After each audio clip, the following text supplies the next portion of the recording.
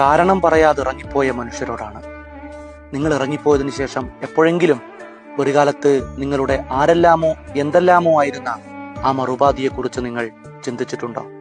നിങ്ങൾ ഇറങ്ങിപ്പോയ അതേ മാത്രയിൽ തന്നെ ജീവിതത്തിന്റെ അസ്തമയം ആരംഭിച്ച മനുഷ്യരെ കുറിച്ച്, അവരുടെ അവസാനത്തിന്റെ ആരംഭം അവിടെ വെച്ചായിരുന്നു.